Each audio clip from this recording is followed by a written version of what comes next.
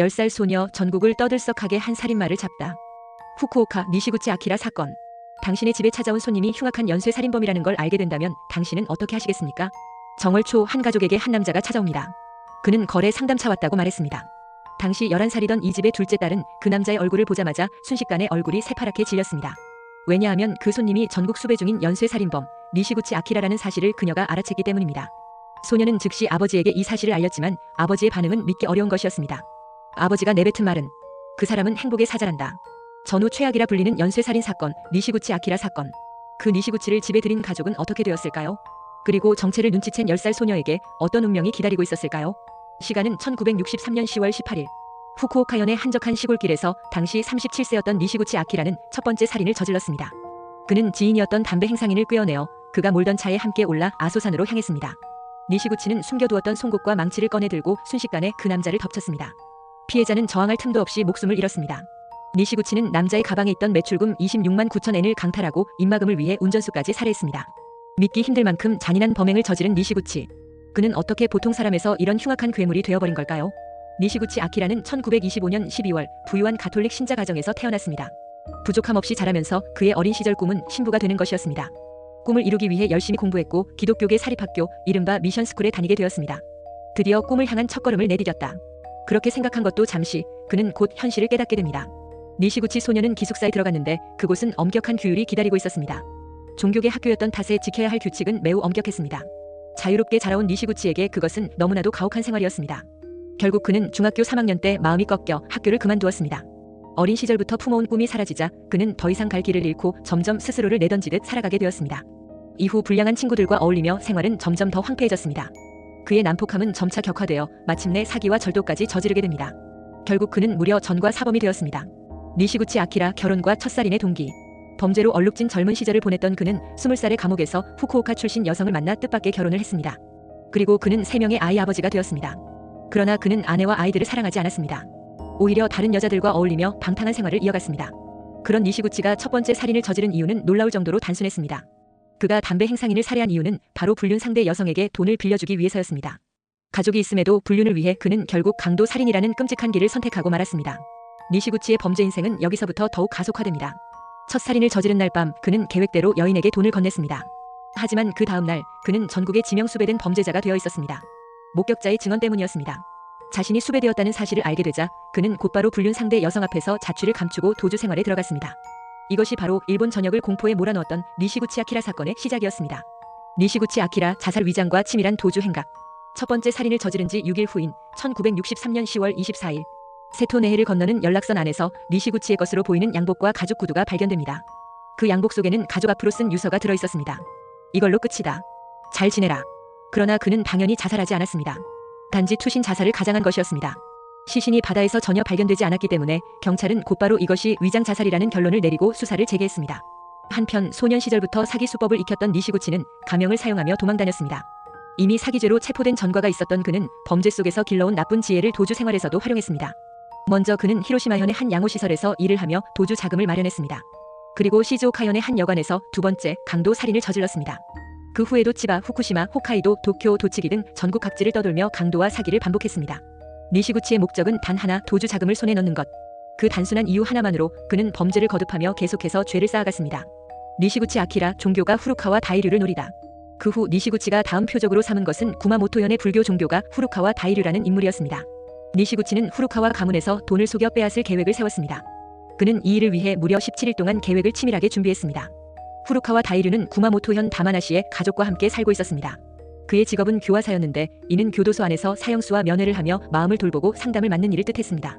또한 그는 대학 교수와 함께 억울하게 사형을 선고받은 죄수들의 결백을 주장하고 사형 선고를 철회하도록 요구하는 활동에도 힘을 쏟고 있었습니다. 니시구치가 갑자기 이 인물에게 눈을 돌린 데에는 이유가 있었습니다. 사실 니시구치는 약 10년 전 사기죄로 수감되어 있을 때 후루카와 다이류를 잠시 만난 적이 있었습니다. 당시 후쿠오카 형무소에서 다이류가 사형수와 면회할 때 자벽부였던 니시구치가 그에게 차를 내준 적이 있었던 것입니다. 놀랍게도 니시구치는 그 일을 기억하고 있었습니다. 도주 생활을 하던 중 그는 신문에서 후루카와 다이류의 활동을 다룬 기사를 우연히 접하게 됩니다. 거기에는 그가 탁발을 하며 활동하고 있다는 내용이 실려 있었습니다. 니시구치는 생각합니다. 그 사람이라면 내 얼굴을 기억하지 못할 것이다. 그가 전국에서 모은 돈을 내가 가로채면 된다. 그러나 무작정 후루카와가를 습격한다고 해서 성공할 리는 없었습니다. 그래서 니시구치는 교묘한 작전을 세웁니다. 바로 도쿄의 변호사로 위장하는 것이었습니다. 그는 양복을 차려입고 실제 변호사를 습격해 빼앗은 변호사 배지를 달았습니다. 그리고 가와무라 가쿠지라는 가명을 사용해 후루카와 집을 찾아갑니다. 억울한 사형수들을 구제하고자 하는 신념을 가진 다이류에게 도쿄에서 온 엘리트 변호사는 그야말로 구세주처럼 보였습니다. 니시구치의 능숙한 말솜씨에 완전히 속아 넘어간 후루카와는 기쁨에 겨워 크게 환영했습니다. 10세 소녀 루리코의 눈썰미와 용기, 정월초의 변호사라며 찾아온 낯선 손님. 그러나 이 남자의 정체를 누구보다 먼저 간파한 인물이 있었습니다. 그는 다름 아닌 후루카와 다이류의 둘째 딸, 당시 10세였던 초등학생 루리코였습니다. 가와무라라고 자신을 소개한 남자의 얼굴을 본 루리코는 곧장 집 밖으로 뛰쳐나갑니다. 그녀가 향한 곳은 동네 게시판이었습니다. 거기에는 지명수 배범들의 얼굴이 붙어있는 전단이 있었고 그 속에서 그녀는 방금 전 본 그 남자의 얼굴을 발견합니다.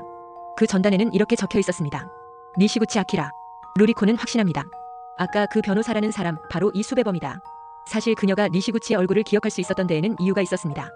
등하굣길에 늘 수배 전단을 보며 지나쳤는데 그중 한 이름이 자신의 동급생 이름과 단 한 글자 차이였던 것입니다. 그 단순한 계기 하나로 그녀는 니시구치의 얼굴을 뚜렷이 기억해두고 있었습니다.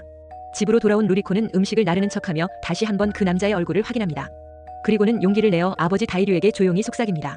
아버지, 저 변호사라는 사람 수배 전단에 있던 니시구치라는 살인범이에요. 그러나 아버지 다이류는 딸의 말을 나무라듯 이렇게 말했습니다. 그런 말은 무례하지 않니? 그분은 행복의 사자란다. 하지만 루리코는 굽히지 않고 이렇게 대답했습니다. 아니에요. 어쩌면 악마의 사자일지도 몰라요. 10세 소녀답지 않게 아주 강렬한 표현이었습니다. 딸의 간절한 말에 처음엔 믿지 않았던 다이류도 점차 의심을 품기 시작했습니다.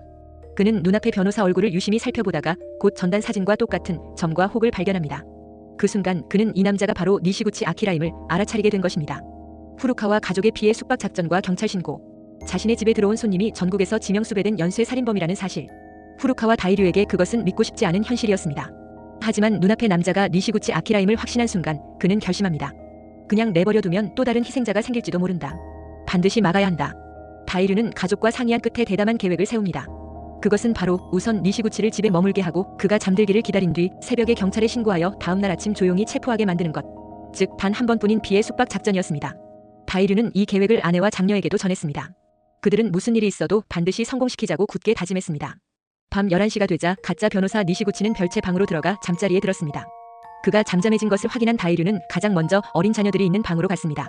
혹시라도 니시구치가 난동을 부리면 아이들이 위험에 처할 수 있기에 다이류는 서둘러 방문에 임시 자물쇠를 달았습니다.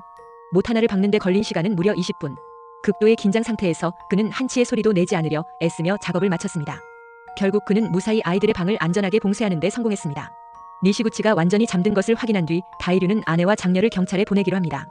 그들은 밤길을 달려 근처 파출소까지 도착해 신고를 마쳤습니다. 아직 어둠이 짙게 깔린 새벽 4시경 경찰이 후루카와 집 앞에 도착합니다. 그들은 니시구치에게 들키지 않도록 조용히 잠복했습니다. 이윽고 아침이 되자 니시구치는 후쿠오카로 가겠다며 집을 나서려 했고 그 순간 경찰이 달려들어 그를 제압했습니다. 이렇게 해서 77일간 이어졌던 도주는 막을 내렸습니다. 전후 최악의 살인사건은 단지 10살 소녀의 눈썰미와 용기로 종지부를 찍게 된 것이었습니다. 당시 경찰청 형사국장은 이렇게 회고했습니다. 전국의 경찰관 12만 명의 눈도 한 명의 어린 소녀의 눈에는 미치지 못했다. 니시구치 아키라 재판 사형 판결과 후일담. 체포된 니시구치는 살인 10건, 사기 2건으로 기소되었습니다. 그리고 1964년 12월 법원은 그에게 사형 판결을 선고했습니다. 재판 당시 검찰 측은 니시구치를 다음과 같은 표현으로 규정했습니다. 악마의 화신, 전대미문의 흉악범, 사상 최용의 검은 금메달 챔피언. 검은 금메달 챔피언이라는 말은 마치 범죄자들 중 최악의 1등이라는 조롱 섞인 수식어였습니다. 그만큼 그의 범죄가 일본 사회 전체에 엄청난 충격을 주었음을 보여줍니다. 한편 사건 해결에 결정적 역할을 한 루리코에게는 일본 전역에서 언론의 취재가 몰려들었습니다. 하지만 루리코는 점점 인터뷰를 거부하게 됩니다. 그녀는 깊은 죄책감에 시달렸습니다. 내가 알아본 것이 계기가 되어 결국 한 사람이 사형수가 되었다. 그 무게를 어린 나이에 짊어져야 했던 것입니다. 루리코는 아버지 다이류에게 이렇게 토로했다고 합니다. 모든 사람이 피해자예요. 살해당한 사람들도 남겨진 사람들도 다 피해자예요. 아버지 후루카와 다이류 역시 사건 이후 마음의 고통을 겪었습니다. 그리고 그는 놀라운 선택을 합니다. 루리코는 니시구치의 자녀들과 편지를 주고받으며 교류했고 실제로 만나기까지 했습니다. 다이류는 아버지를 잃은 니시구치의 자녀들이 학업을 이어갈 수 있도록 학비를 대신 부담했습니다. 다이류는 더 나아가 니시구치 본인에게도 손을 내밀었습니다. 그는 사형수 니시구치에게 직접 쓴 편지와 불교 서적을 보내며 사형이 집행되기 직전까지도 교류를 이어갔습니다. 그의 행동에는 어떤 사람의 영혼도 버려서는 안 된다, 구제할 수 있다는 불교 종교가로서의 굳은 신념이 담겨 있었습니다. 즉 자신을 죽이러 온 살인마조차 인간으로서 끝까지 구제하려 했던 것입니다. 그리고 1970년 12월 11일 후쿠오카 형무소에서 니시구치 아키라의 사형이 집행되었습니다. 그는 마지막 순간 후루카와 가족이 보여준 무조건적인 사랑에 감동했다는 말을 남기고 세상을 떠났습니다. 죽음을 앞두고 그는 조용히 연부를 외며 감사의 뜻을 표했다고 전해집니다. 에필로그. 이 사건은 단순한 범죄 실화가 아니라 한 소녀의 날카로운 눈썰미와 용기, 가족을 지켜낸 아버지의 지혜와 결단, 그리고 살인범조차 포용하려 했던 종교인의 신념과 자비. 이 모든 것이 한데 얽힌 일본 전후사의 비극이자 교훈으로 남게 되었습니다.